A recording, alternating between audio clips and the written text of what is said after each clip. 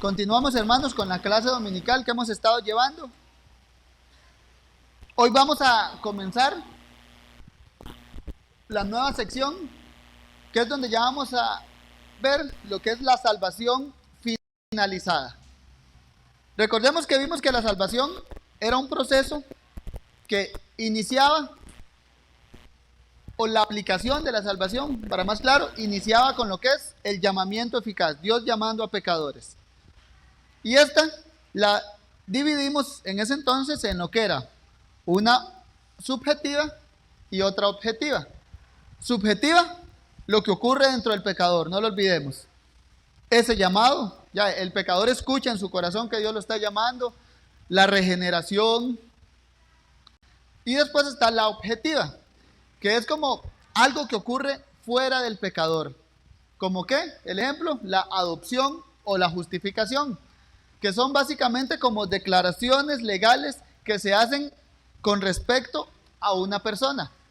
Ya una declaración externa, como la declaración de rectitud o justicia que le es atribuida, o la declaración de adopción que Dios da a los santos. Después pasamos a lo que es entonces la salvación continuada. Y aquí vimos básicamente el proceso de santificación y la perseverancia, ahí van de la mano. La perseverancia, de hecho, podemos verla como un puente entre la continuada y la finalizada. Pero al final era que la salvación continuada era la obra continua del Espíritu Santo en el proceso de santificación que acompañaba al creyente durante toda su vida terrenal. Y que la definíamos como cuando nuestro estatus moral interno se va alineando con esa declaratoria de justicia o de rectitud que nos ha sido imputada en Cristo. Dije entonces que vamos a comenzar lo que es la salvación finalizada. Y esta la terminamos con lo que conocemos o vamos a conocer con el término de glorificación. La perseverancia, dijimos, es un puente con la misma. ¿Por qué? Porque hasta cierta medida, no en todos, pero en algunos, dámoslo así, de nosotros, que vayamos perseverando hasta el fin. Cuando ese fin termine con la segunda venida de Cristo, ahí la perseverancia va a ser un puente directo, como vamos a ver, a la glorificación. Ahora, entonces, comencemos con glorificación. En Romanos 8:30, si gustan, vamos a él. El apóstol Pablo nos dice cómo termina el proceso de salvación. De hecho, cuando empezamos a ver lo que era el Ordo Salutis, o el orden de la salvación, este fue como el texto clave. Romanos 8:30 dice: y a los que predestinó, a estos también llamó, y a los que llamó, a estos también justificó, y a los que justificó, a estos también glorificó. En el orden de Pablo, entonces, la salvación la pone como que inicia en la eternidad, y a los que predestinó, y de ahí empieza la aplicación.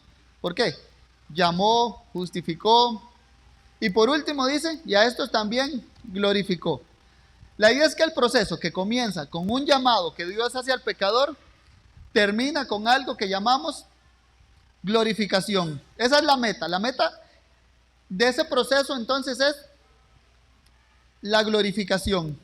Y como vamos a ver, me adelanto un poco, esta meta que comienza, esta meta que es como lo que comenzó en el llamamiento eficaz, termina en la glorificación.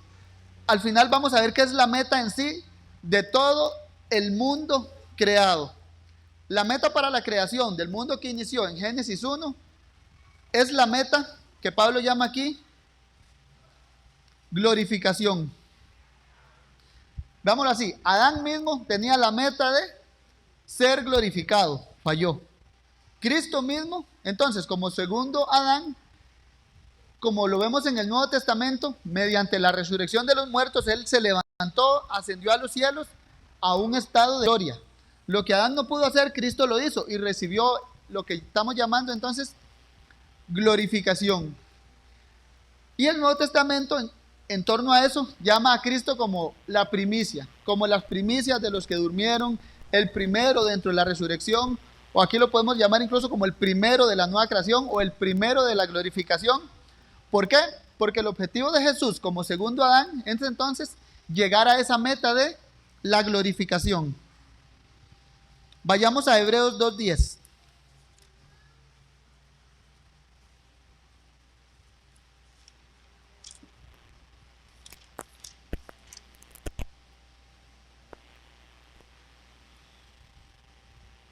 Hebreos 2:10.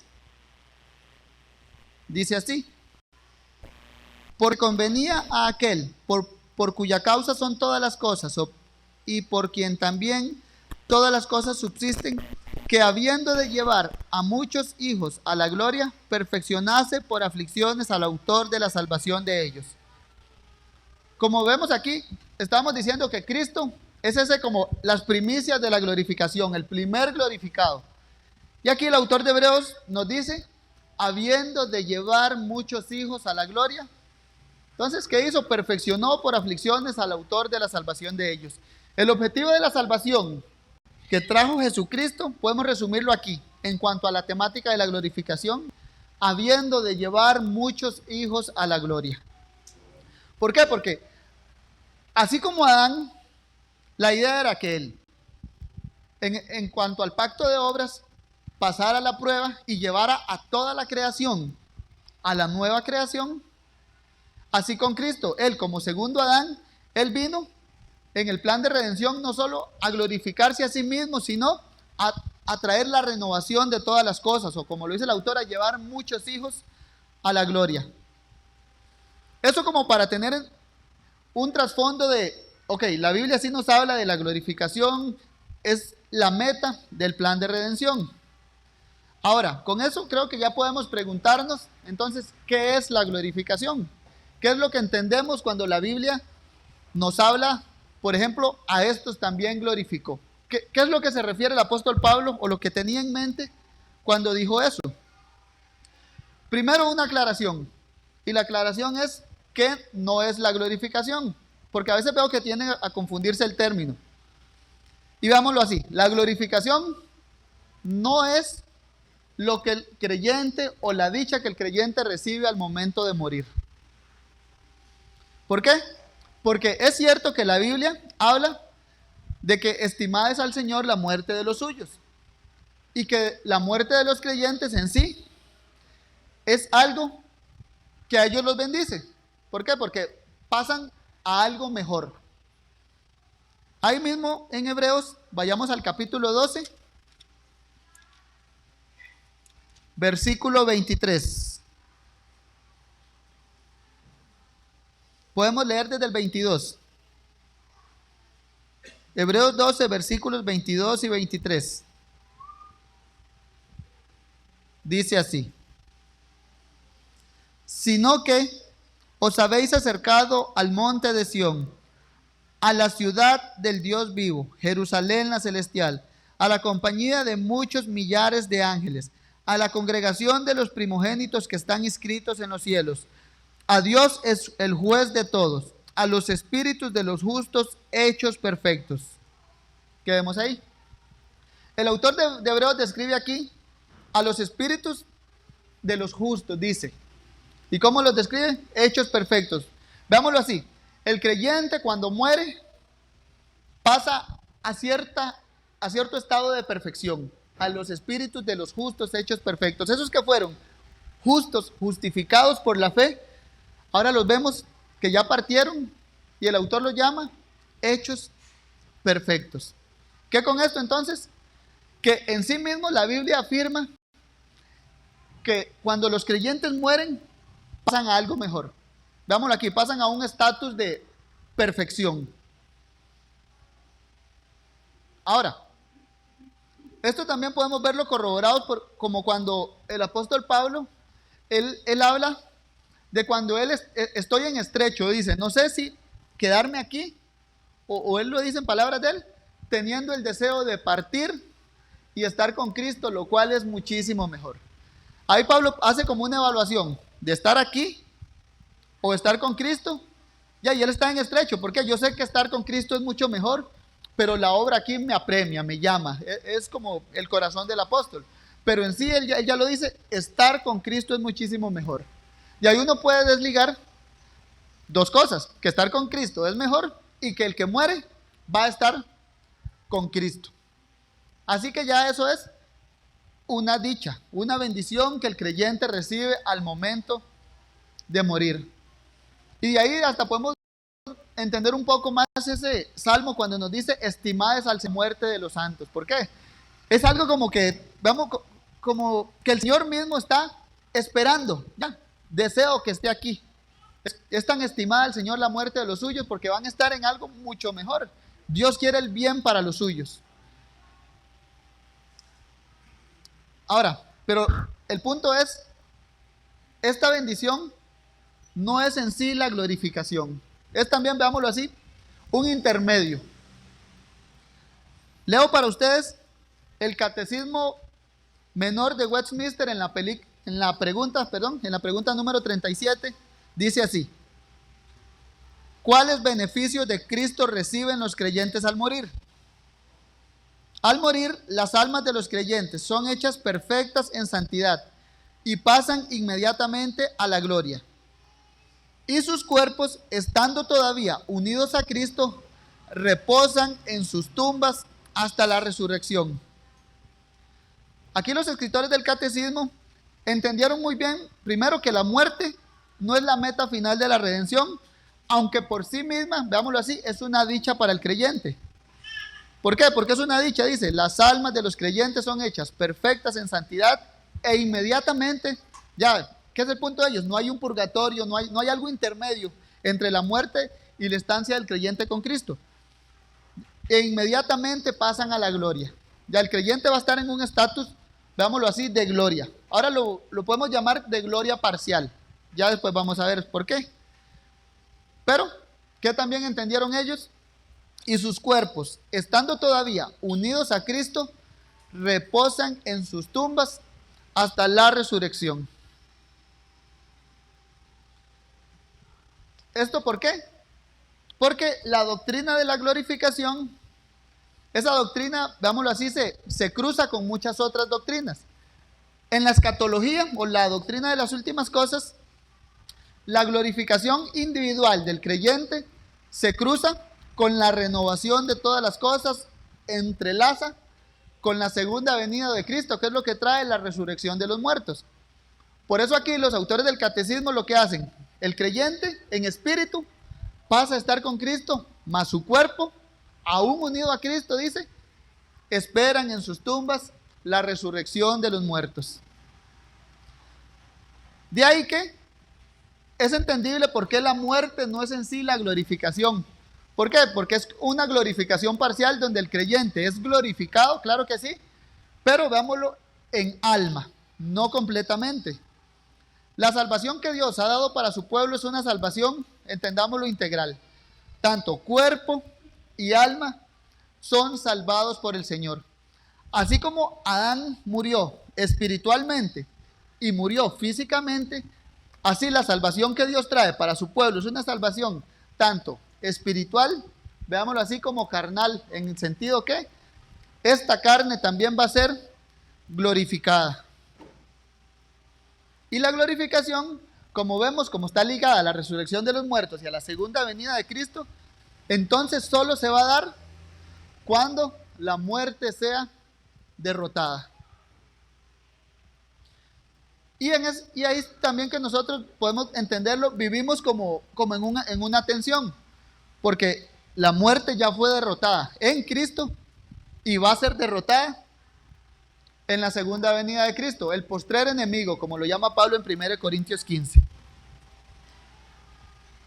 Y en ese momento es ahí donde vamos a ver lo que se llama, ya con nuestros ojos, lo que se llama eso de glorificación, donde tanto creyentes, los que murieron van a ser resucitados y glorificados, y los que estemos vivos, como lo llama Pablo, vamos a ser transformados. ¿A qué? Todos juntos a un estatus de gloria, tanto cuerpo como alma. Ahora, teniendo eso claro, ahora sí, ¿qué es la glorificación? Para entender esto, me parece a mí pertinente ver desde lo básico de la palabra gloria. En el hebreo es la palabra kabod. Si recordamos una de las narrativas bíblicas, cuando Dios se fue del templo, nació un niño y a ese niño le pusieron Icabod. Kabod es gloria. A ese niño le pusieron Icabod, haciendo referencia a que Dios se había ido del templo. Icabod es sin gloria. Entonces la palabra que tenemos en el hebreo es esa, kabod. Icabod es referencia a grandeza que un individuo, un rey, o propiamente para nuestro caso es Dios, la poseen. Un individuo que posee una grandeza, una gran riqueza, podemos entenderlo de esta manera. Ya, esa palabra entonces señala una riqueza inimaginable. De ahí que cuando se le fue Dios del templo, salió Icabod sin gloria. Ya quedó en la bancarrota totalmente el templo. Podemos ir al Salmo 24 para entender un poco esa idea de gloria, que es algo como que si lo comparamos con algo, no tiene precedentes. Salmo 24, versículos 8 al 9.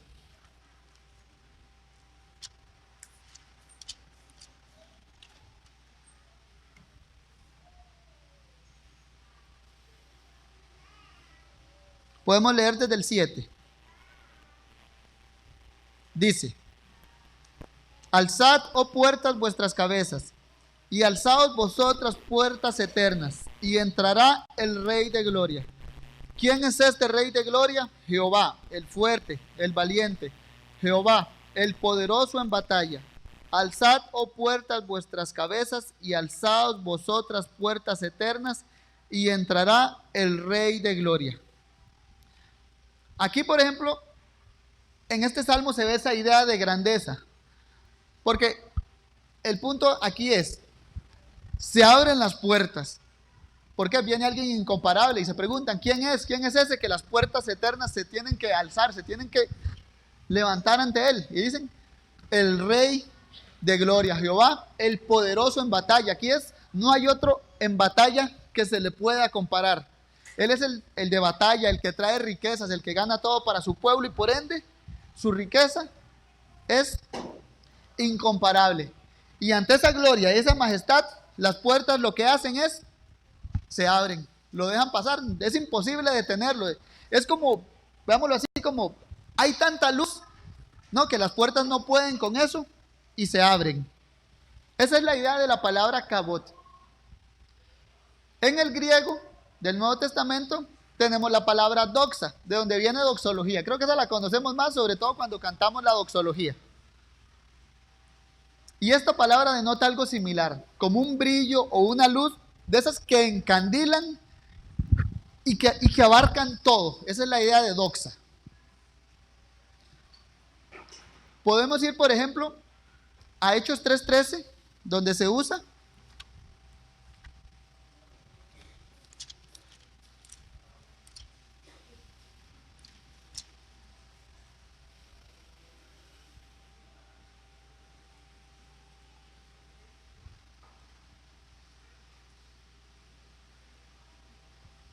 Dice, el Dios de Abraham, de Isaac y de Jacob, el Dios de nuestros padres, ha glorificado, ahí es doxa, a su Hijo Jesús, a quien vosotros entregasteis y negasteis delante de Pilato cuando éste había resuelto ponerle en libertad. Aquí se nos habla, por ejemplo, entonces, de que Dios ha glorificado. Digamos, Dios ha hecho doxología, una doxología viviente de su Hijo. Entonces, ¿qué es? ¿Qué es la idea? Que le dio un brillo, ya que lo hizo brillar para que todo hombre pueda notar la gloria de Cristo, que pueda notar, ya que lo encandile, es la idea aquí. Dios ha glorificado a su Hijo Jesús. ¿Y eso cómo lo hizo? Creo que por la narrativa del Nuevo Testamento ya nosotros lo podemos tener más claro. ¿Por qué? Cuando cuando ascendió a los cielos y se sentó a la diestra de Dios. Y de ahí entonces Dios coloca a Jesús en un estatus inigualable. No hay otro nombre que se ha dado a los hombres, por ejemplo, en el cual puedan ser salvos. Ya, como hombre, Jesús fue exaltado a lo sumo. Y de ahí ese estatus de gloria, ¿por qué? Porque es más grande que todo hombre. Tiene un brillo, veámoslo así, ya que dejó ciego a Pablo. ¿Por qué? Porque está glorificado. Ahora,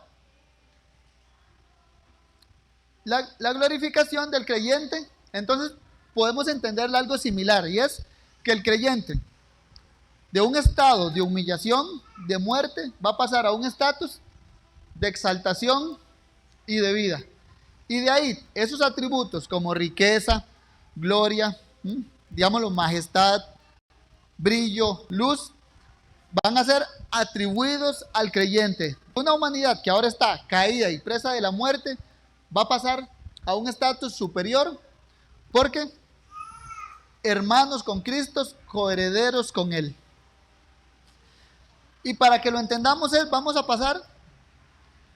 ser como revestidos de luz, de brillo, y el punto es, vamos a estar en un estado totalmente incomparable con lo que actualmente conocemos. Incomparable, de hecho Pablo lo dice en Romanos 8:18 cuando dice: pues considero que las aflicciones del tiempo presente no son comparables con la gloria venidera, con la doxa venidera, que ha de manifestarse en nosotros, dice. Y en el verso 23, ahí mismo en Romanos 8, Pablo lo llama: esto es la redención de nuestro cuerpo. Es lo que esperaba el apóstol Pablo. Con esto podemos ver, uno, que la muerte en sí, entonces, no es la bendición de la glorificación, sino que la gloria a lo que es la redención de nuestro cuerpo, y que podemos entenderla como un estado de gloria incomparable, un estado ya sea de dicha, donde hombres débiles van a pasar a ser cuerpos redimidos, la manifestación de los hijos de Dios, y lo llama Pablo la manifestación gloriosa de los hijos de Dios. Es algo que ahorita meramente lo leemos y lo aceptamos por fe. ¿Por qué? Porque nuestros ojos no tienen la capacidad de imaginarse lo que es meramente la gloria, lo que es meramente riqueza, lo que es meramente potestad espiritual, lo que es luz inaccesible, lo que es brillo, veámoslo así. Nuestros ojos no pueden imaginarnos lo que es eso. Solo, digamos, teóricamente podemos definirlo de esa manera. Ahora, pero en pocas palabras podemos entender entonces la glorificación es como exaltación máxima del creyente, como la que se le dio a Jesús al ascender a los cielos. Ahora, ¿qué implica eso para nosotros? Entonces, vamos a ser glorificados, vamos a ser exaltados tal cual Cristo. ¿Qué implica para nosotros? Uno, implica la perfección moral. ¿Por qué? La Biblia nos habla muchas veces de que gracias a la obra de Cristo nosotros los creyentes vamos a ser presentados delante de Dios ¿cómo? Sin mancha ni arruga, irreprensibles. Judas termina: y aquel que es poderoso para guardaros sin caída y presentaros sin mancha delante de su gloria. Ya, entonces, una de las cosas que vamos a obtener con la glorificación es eso, la perfección moral del ser. ¿Por qué? Por la obra de Cristo. Él mismo nos presentará sin mancha ni arruga delante de la presencia de Dios. Vayamos a Filipenses 1, versículos 9 al 11.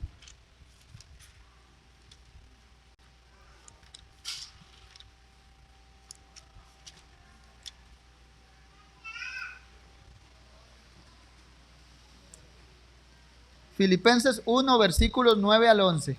Dice: y esto pido en oración, que vuestro amor abunde aún más, y más en ciencia y en todo conocimiento, para que aprobéis lo mejor, a fin de que seáis sinceros e irreprensibles para el día de Cristo, llenos de frutos de justicia que son por medio de Jesucristo, para gloria y alabanza de Dios. Entonces, Pablo aquí, ¿qué es lo que pone? Que hay algo llamado el día de Jesucristo. ¿Y qué es el día de Jesucristo?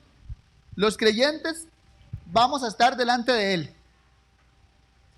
¿Y qué es la oración de Pablo? Que en ese día le dice, ¿Qué es la oración? Que vuestro amor abunde mucho, que abunden en ciencia, que abunden en conocimiento, con el fin de que aprueben lo mejor. ¿Y para qué quiere que aprueben lo mejor? Para que seáis sinceros e irreprensibles para el día de Cristo. En el día de Cristo, entonces, la esperanza de Pablo es que los filipenses sean irreprensibles, sin que tengan que decírseles eso. Ya, sospecha de que este debería estar en el cielo, es algo así del irreprensible. ¿Y cómo van a ser irreprensibles? Llenos de frutos de justicia. ¿Y esto de qué está apoyado? Del verso 6. Estando persuadido de esto, que el que comenzó la obra en vosotros, la perfeccionará. ¿Hasta qué día? Hasta el día de Jesucristo. Este día de Jesucristo, ya que Dios lleva a su pueblo ahí, va perfeccionando la obra, y es el mismo, irreprensibles para el día de Cristo, van de la mano. Los creyentes, entonces, vamos a ser presentados irreprensibles en el día de Cristo. ¿Por qué? Por la obra de Cristo en nosotros. Y esa es, digámoslo así, una de las primeras implicaciones que se desprenden de la doctrina de la glorificación. Ese día es como el descanso total en cuerpo y alma del pecado. ¿Por qué? Meramente irreprensibles hasta ahora. No, todos nos conocemos.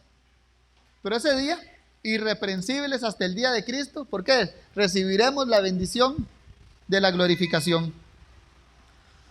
¿Qué también implica para nosotros la glorificación? Que tendremos un conocimiento perfecto o entendámoslo como completo. En ese estatus entonces de exaltación que Dios nos dará, vamos a tener un conocimiento completo de cómo Dios quiso revelar en Cristo. No vamos a tener un conocimiento exhaustivo de Dios por nuestra limitante. ¿Por qué? Por seguir siendo criaturas de Dios. Dios es infinito y solo Él conoce lo que es infinito, para entenderlo así. Nosotros no, nosotros somos finitos.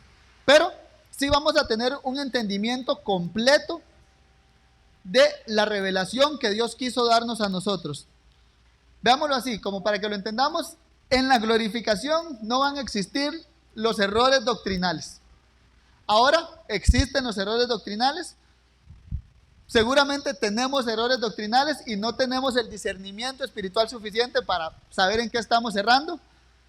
Y por eso es que existen distintas denominaciones dentro del cristianismo. Porque hay temas donde no acordamos. Pero en la glorificación tendremos ese conocimiento completo en el cual ya habrá claridad de si estábamos en lo correcto o en otros temas. No, mira, estaba equivocado. Tal vez los otros tenían la razón. Pero ahora no tenemos ese conocimiento. Pero en la glorificación sí, entonces tendremos un conocimiento completo de la revelación de Dios. Vayamos a 1 Corintios 13.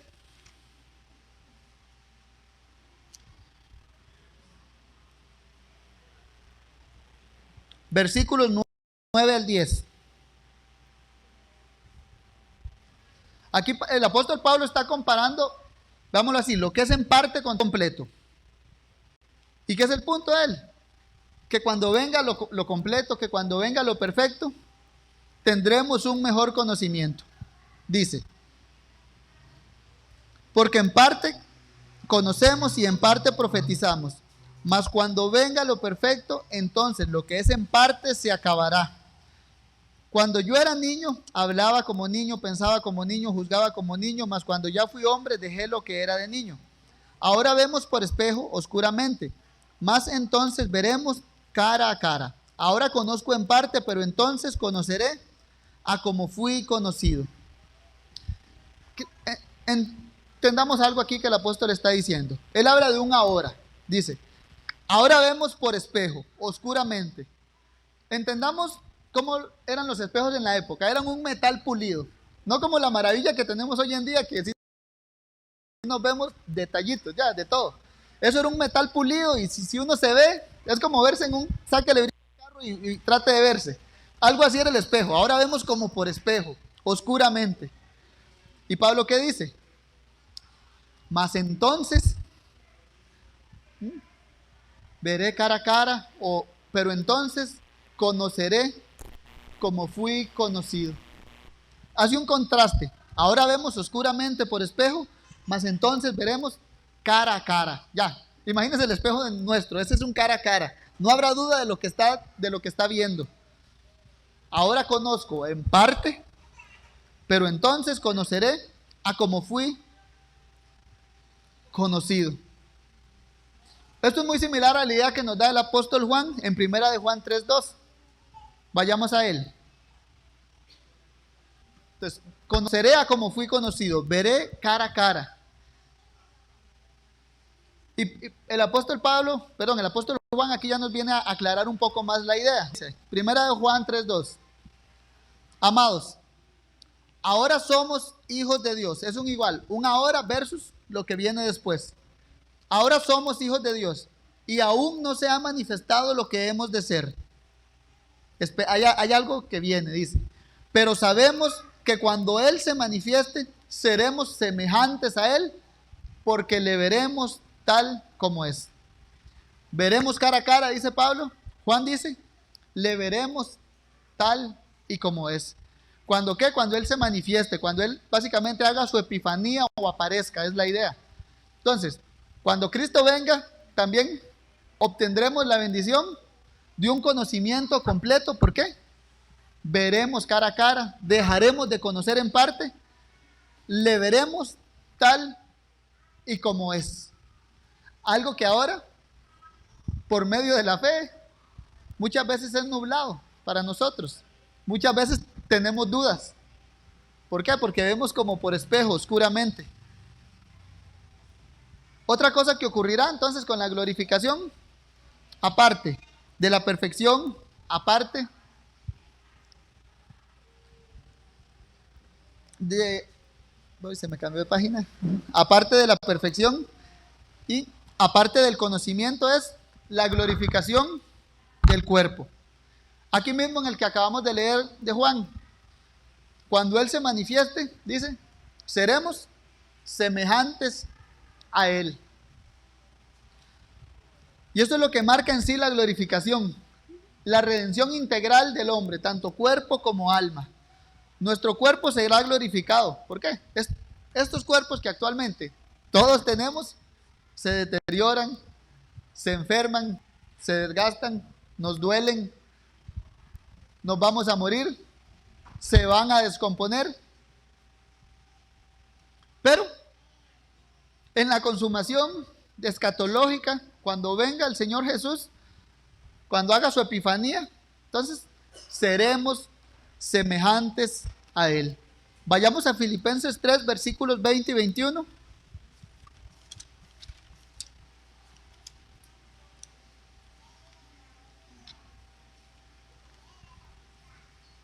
Filipenses 3, versículos 20 y 21.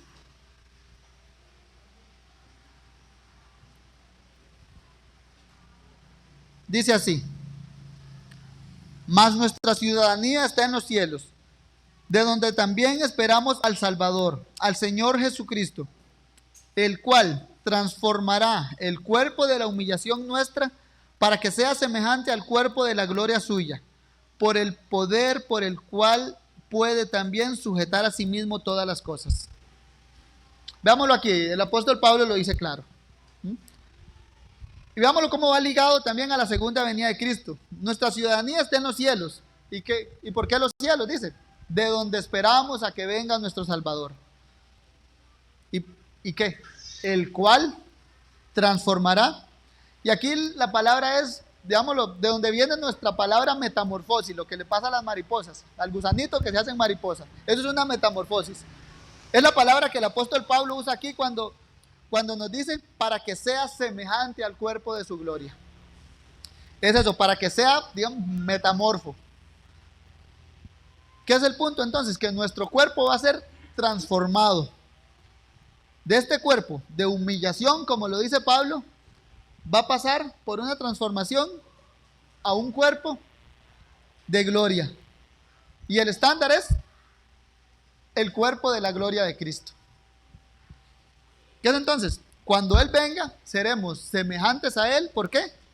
porque Él va a transformar nuestro cuerpo de humillación en uno semejante al de la gloria suya. Habrá una transformación total entonces del hombre. Romanos 6:5, el apóstol Pablo lo establece así. Hace una comparativa muy similar de lo pasado con lo futuro y dice: porque si fuimos plantados juntamente con Él en la semejanza de su muerte, dice, así también lo seremos en la de su resurrección. Entonces, hubo una semejanza con la muerte de Cristo, así también, dice, habrá algo en la semejanza de su resurrección. Pablo aquí apela a verdades sencillas o un seguimiento lógico. Hay algo en el pasado que es una realidad. Fuimos plantados en la semejanza de su muerte, y eso es lo que representa el bautismo.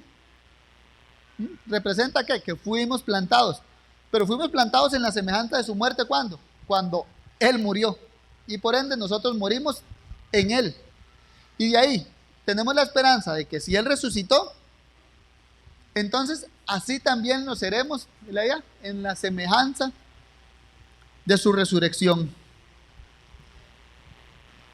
Y por último, ya para terminar, como la doctrina de la glorificación va ligada, digámoslo así, a lo que yo llamo como todo ese combo escatológico, lo último que podemos ver es la recepción de la herencia. ¿Qué es el punto? El mundo como tal también va a ser glorificado. ¿Por qué? Porque a los creyentes ser glorificados van a habitar en un mundo apto para ellos. Actualmente, esta creación, el apóstol Pablo la describe como gimiendo, como teniendo dolores de parto. ¿Por qué? Vayamos a Romanos 8. Versículo 18 dice: pues tengo por cierto que las aflicciones del tiempo presente no son comparables con la gloria venidera que en nosotros ha de manifestarse. Porque el anhelo ardiente de la creación es aguardar la manifestación de los hijos de Dios.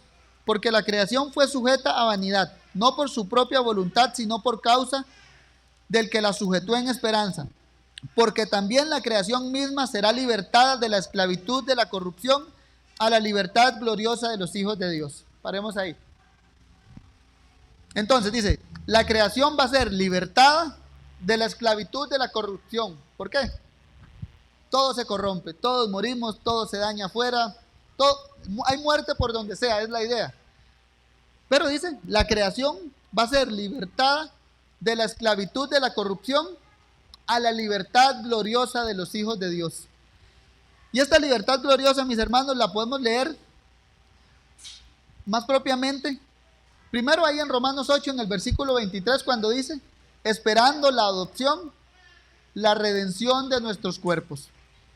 Entonces, ¿qué? La creación va a ser liberada de la muerte cuando nuestros cuerpos sean redimidos. Y la descripción de eso la tenemos en Apocalipsis 21. Vayamos a él para terminar. En los primeros 4 versículos, donde se nos describe cómo será el nuevo mundo apto para los santos de Dios.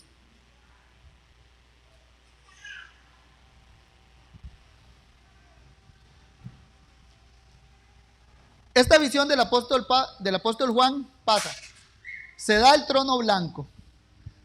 La muerte muere. La muerte misma es arrojada al lago de fuegos.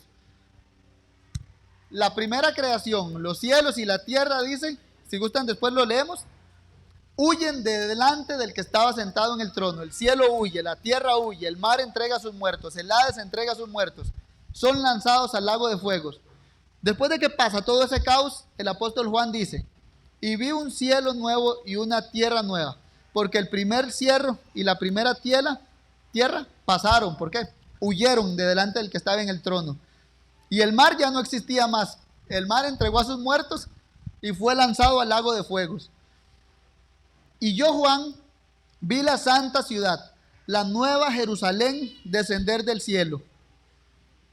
No nos imaginemos una ciudad física descendiendo del cielo, ¿ah? Más que todo, imaginémonos 1 Tesalonicenses 4, cuando viene Jesús con todos sus santos. Ahí está la nueva Jerusalén. Los creyentes descendiendo a este mundo. Vi a la nueva Jerusalén descender del cielo, dispuesta como una esposa ataviada para su marido. Y oí una gran voz que decía: He aquí el tabernáculo de Dios con los hombres, y Él morará con ellos, y ellos serán su pueblo, y Dios mismo estará con ellos como su Dios. Enjugará Dios toda lágrima de los ojos, ya no habrá muerte, no habrá llanto, ni clamor, ni dolor, porque las primeras cosas pasaron. El punto es, la morada de los creyentes glorificados va a ser la nueva Jerusalén, donde viviremos gozosamente. ¿Por qué? No habrá muerte, no habrá llanto, no habrá clamor, no habrá dolor, porque las primeras cosas, porque la primera creación, aquella que se corrompió en Génesis 3, pasó. Y sería por hoy, mis hermanos. Si tienen dudas o preguntas, me las pueden hacer llegar, que estamos para servirles.